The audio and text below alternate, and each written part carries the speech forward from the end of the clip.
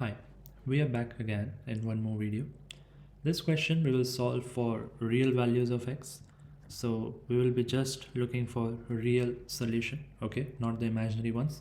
And let us see how do we solve it. So we will first rearrange it and we will write it down like this: x square minus x cube minus 12 is equal to 0.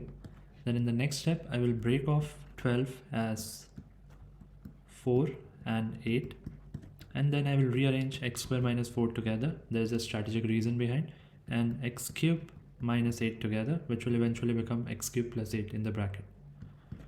X square minus 4 can be written as x square minus 2 square, and this will be x cube plus 2 cube, which can be further factorized, and we can write it down as x plus 2, x minus 2. Here we will be using the formula of a cube plus b cube, which is a plus b, a square plus ab plus b square, and that is equal to 0.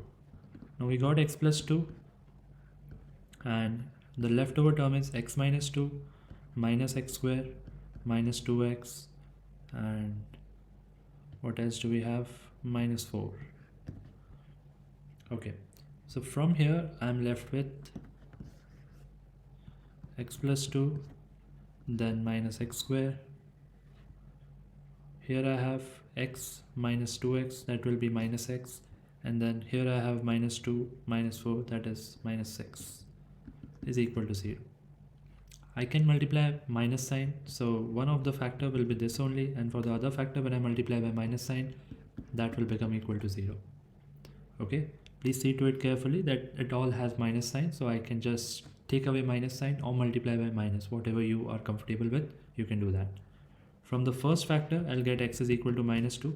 Well, from the second factor, if I just check the discriminant for this, b square minus 4 times 1 times 6.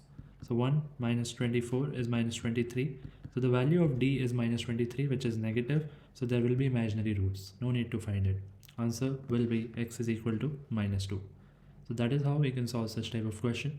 I hope that you must have understood this. If there is any doubt in any of the step, you can rewatch this video. 65 can be written as 13 times 5.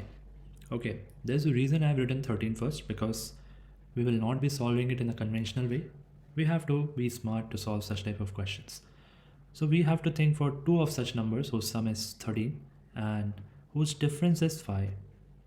These are prime numbers, so it is very easy to think of. You can just do trial and error. After some time, you will get it very easily that one of the number will be 9 and the other number will be 4.